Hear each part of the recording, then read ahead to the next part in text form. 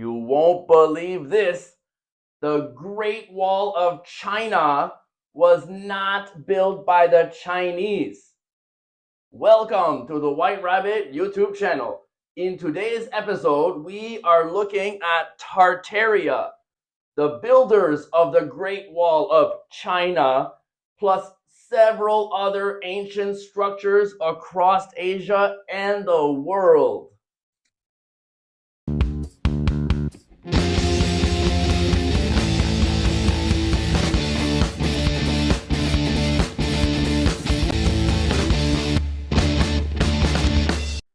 The Tartarians are the descendants of the Nakals from the continent of Mu. After several global resets, their continent fragmented into a large-scale archipelago and then into the small island nations we know today. The surviving residents moved to their pre-existing settlements, including Siberia, during a very different climate. For a full explanation of where the Tartarians originated from, please check out my epic Continent of Mu and Predecessor of Atlantis video. The link is in the description. Every conspiracy theorist will know of their antique tech that generated electricity through architectural means, which I'll get to a little later. The Tartarians were a highly civilized civilization with several cities like Gog, Magog, Sedmi, Palati, Tomsk, and more. The Tartarians had free energy, rejuvenation chambers, meditation amplification centers to make their thoughts realities, just like those that use the secret today. They used the ether. They had the power to move objects with sound and frequency. They used the frequencies of the old world bells. They built cities, pyramids, and star forts on ley lines and vortexes. They had subterranean tunnel systems and airships crisscrossing the world. I'll also introduce countless old world buildings from across the world, including the Great Wall of China, world fairs being used to cover up the past, found buildings, the orphan trains of the late 1800s, and much more. All right, let's get into it. The Tartarians, having come from a pre-existing civilization, means they already had the technology and the knowledge. The settlements from their age of discovery already existed. They just expanded after their exodus from their now broken homeland.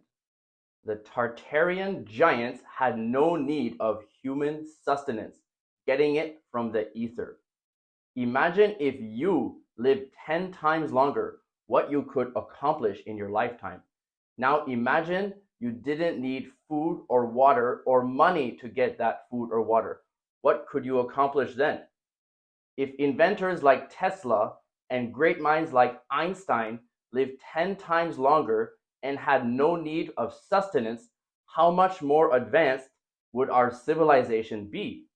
Well, that was exactly the world of Tartaria, living for thousands of years, getting their energy from the ether, already highly technologically advanced with spiritual connections, able to reach higher planes of existence.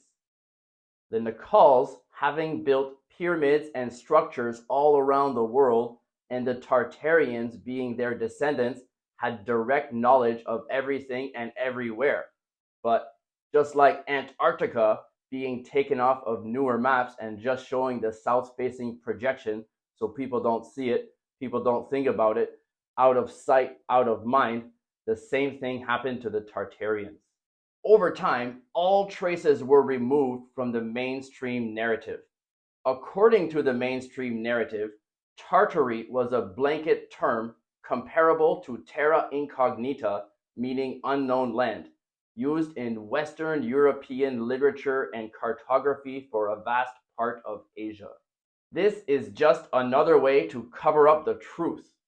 As you can see behind me, there is a plethora of proof. Why would the unknown land have a national flag? Alas, it is well known that history is written by the victors, and the Tartarians were not it. Covering up the truth is exactly what happened in 1957 when the CIA produced a document for the Tartar history to be rewritten, falsified.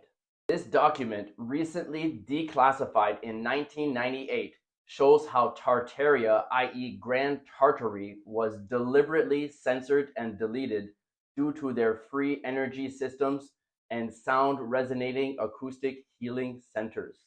They were already gone by 1957, of course, due to mud floods, psychiatric brainwashing, and dispersals, which I'll get to shortly. But first, I want to introduce the free energy.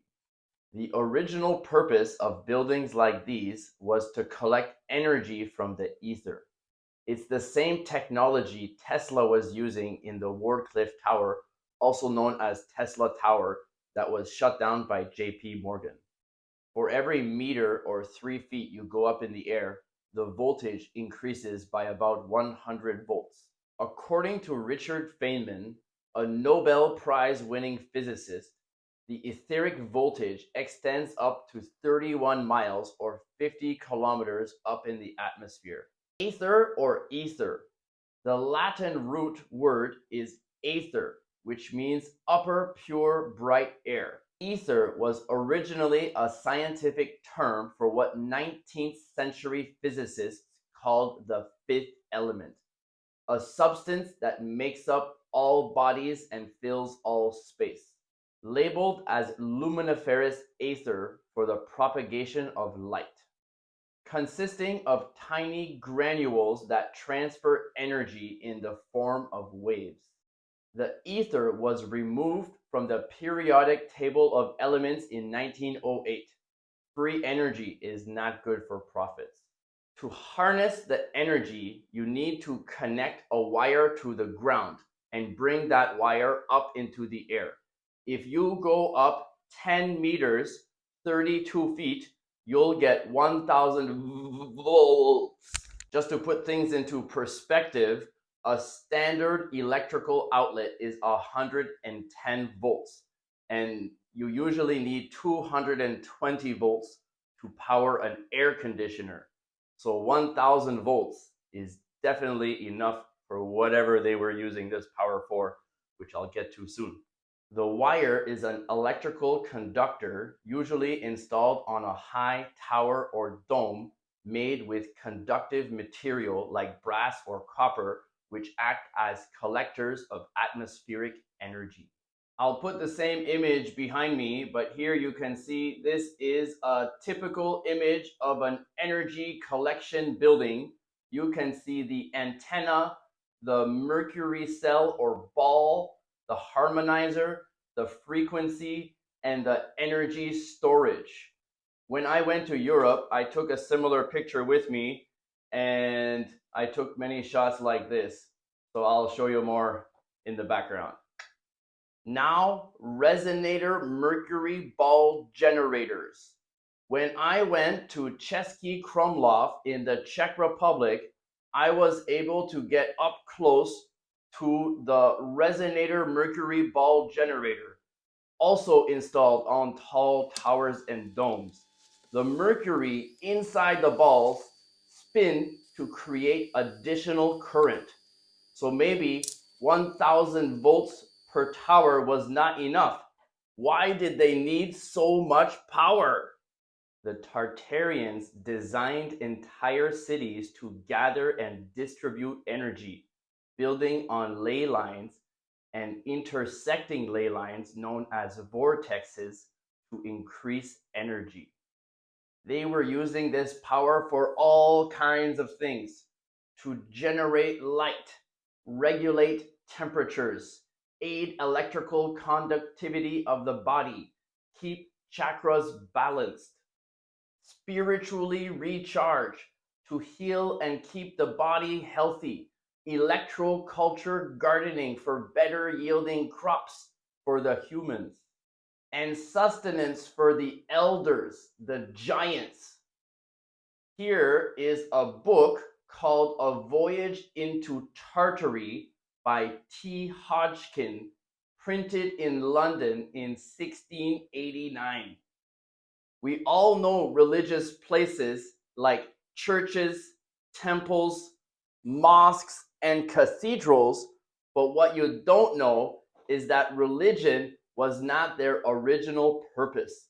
These buildings were found and repurposed. The new churches fooled commoners into believing in a higher power because they could feel the energy. Without any other explanation, they were easily convinced it was due to a divine presence. Church energy came from many different sources. First and foremost, these sites were the ancient healing centers of antiquity. Acoustic resonance flowed through the building through the use of geometrically shaped windows, not actually glassed windows, just openings meant to amplify the frequency inward to heal the people, and outward to create a field around the building, and in combination with other buildings to create a field around the empire. Windows were designed with semantics in mind, which is visible sound. More specifically, its sound and vibration made visible. Moving on to the king of instruments, the pipe organ. The pipe organ possesses the greatest range of complexity of vibration of any instrument. This pipe organ, which we'll hear very soon, is at St. Stephen's Cathedral in Vienna. The physical impact of vibrating sound waves on various cells and molecules throughout the body leads to physical healing. The organ or pipe organ for the larger buildings, now known as cathedrals, were the heart and soul of the Tartarian healing centers. Just listen and feel these next few clips. To give the vibrational energy a helping hand, hold your phone in your hand or put your hands on your speakers. Enjoy.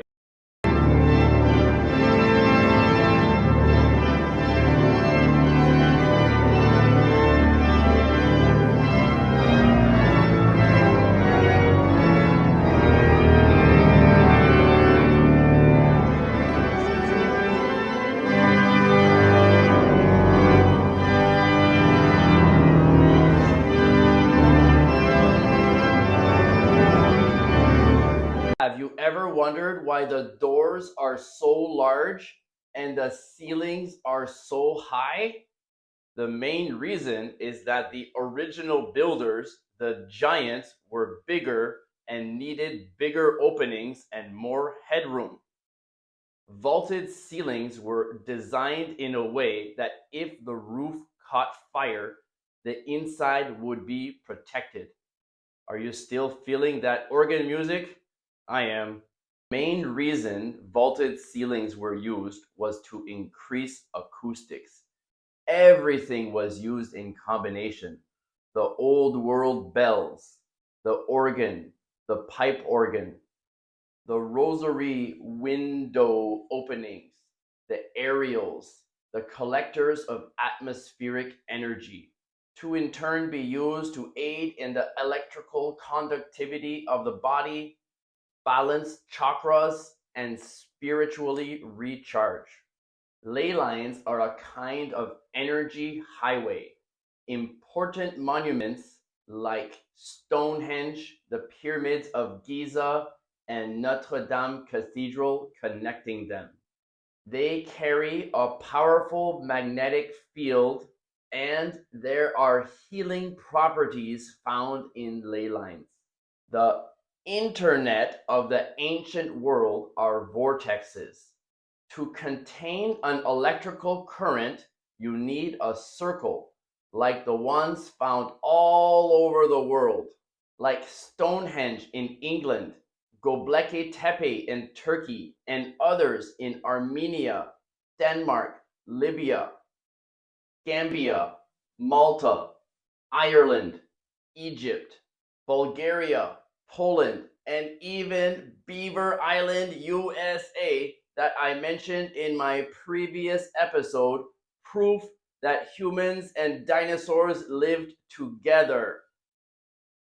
Tartaria or Grand Tartary, a vast technologically advanced empire based out of North Central Asia with a presence all over the world and influence over North, Central, and South America, the Korean Peninsula, Japan, Taiwan, Australia, New Zealand, India, and even mainland Europe. Absolute control over northern China and Russia. They built vast cities and infrastructure all over the world using airships and advanced technology. And so it should come as no surprise that the capital city of the United States of America, Washington, D.C., was found on a ley line. The city was built using sacred geometry to align key buildings and monuments. Ley lines are real and powerful, second only to stargates found around the world, but that's definitely a story for another time. American cities of the 19th century are rich with Tartarian appropriation. When grand public structures seem to emerge surrounded by horse and buggies, muddy streets, and too few residents. State capitol and city halls are frequently appropriated palaces of ancient Tartaria. You can see capitol domes built all over the world, all built by the same people. The double height grand lobbies and oversized arched doorways, not built for mere humans.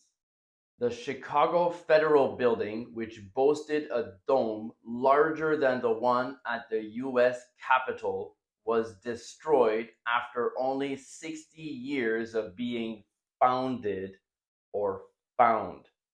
The same thing happened to the Singer Building of New York. World fairs were in fact Tartarian cities, magnificent complexes with fluted columns and domes. These sites were mostly demolished to hide the handiwork of the original builders, just like most of the burial mounds were excavated, i.e., destroyed.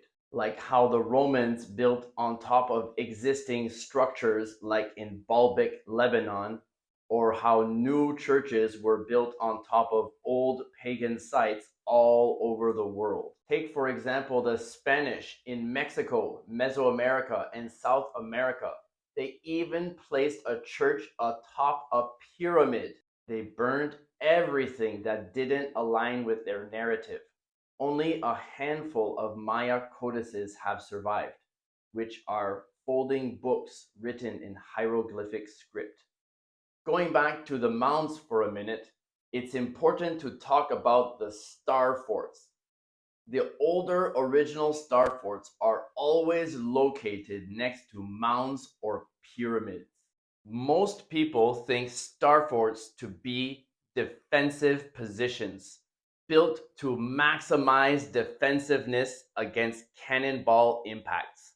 The angles of the walls provided overlapping fields of fire, making it difficult for attackers to approach without being fired upon from multiple directions. In actuality, just like the found and repurposed buildings of the post-mudflood era, star forts were also found and repurposed, used by the militaries of the world as they did offer good protection. The original function of the star forts was energy distribution, like a power station. We all know by now that the Tartars were experts of energy collection. Energy from the pyramids, from the ether, and Teralic currents. The energy from the mercury ball generators and antennas gets sent directly to the building to be used independently. But for bigger projects like pyramids and megaliths, the power was sent to the star forts. In combination with all the pyramids and star forts of the world, distributed the electromagnetic currents around planet Earth, creating a protective field. I covered this in more detail in the On Location Bosnian Pyramids episode. If you haven't seen it, be sure to check it out. I also want to address the fact that the Tartarians were giants. I know that even with pictures, it's hard to believe they were real. Everything in the past was bigger, from trees to mushrooms to people. There was more oxygen in the air, so stuff was just bigger. Just look at the Bible.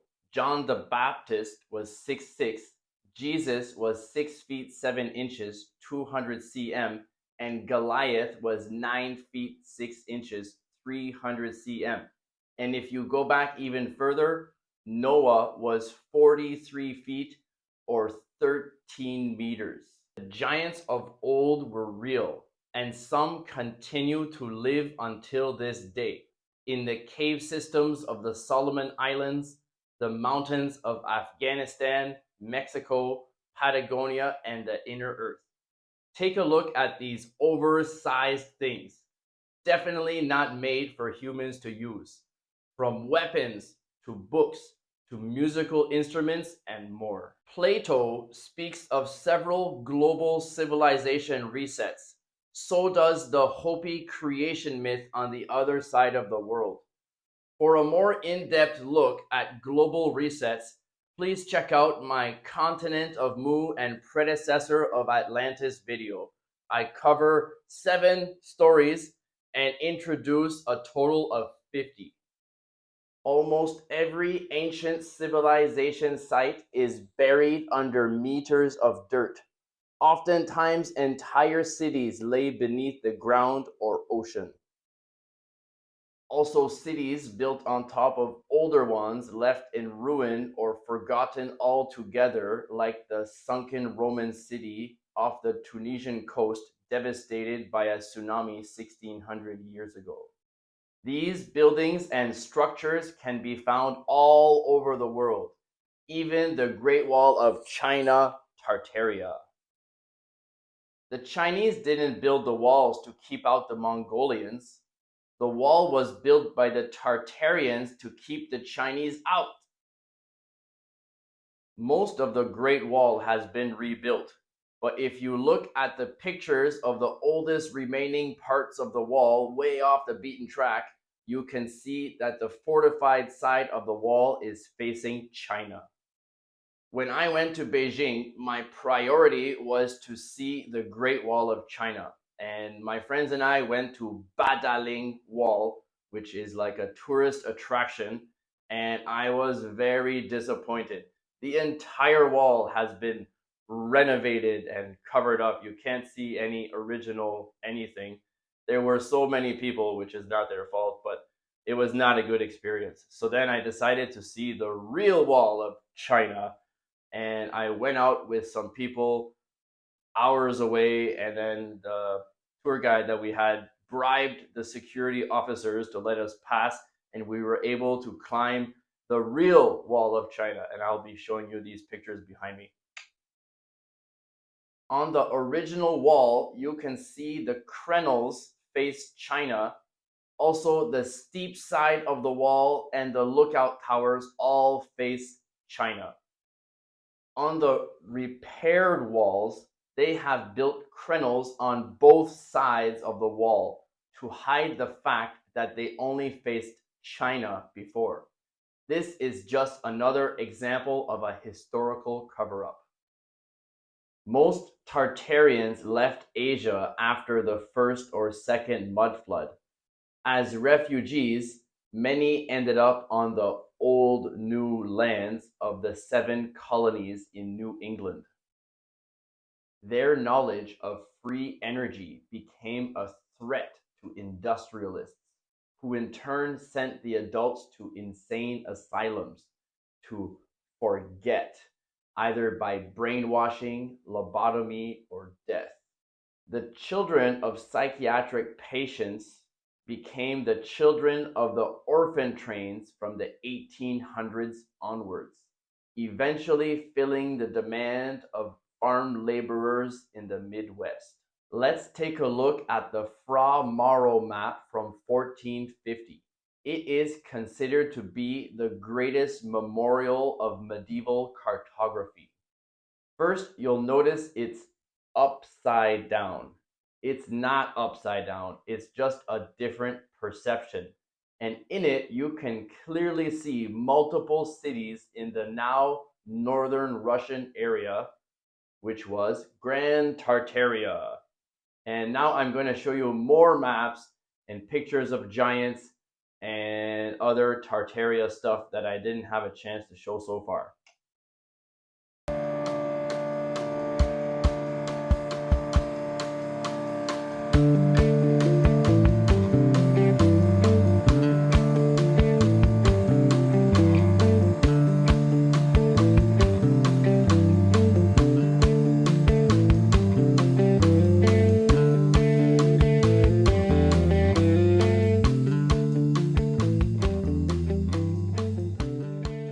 There's a lot more I could have mentioned about Tartaria, but this episode is meant as an introduction and not delving too deep. A lot has been covered though, from the continent of Mu to free energy, how the energy was used and collected, cities and pyramids located all over the world, the Great Wall of Tartaria, acoustic resonance healing churches, giants, and one of the greatest cover ups of all time, the mud flood resets. If you liked what you saw and learned, please hit that like button, as it's the best way to support what I do. If you have any questions, you can ask me in the live episode 7 days from today, where questions become conversations. And as always, I'm not saying this and every story is 100% true. I'm just telling a story and you can believe what you want. Uncovering the truth, one conspiracy at a time. See you next week on the White Rabbit YouTube channel.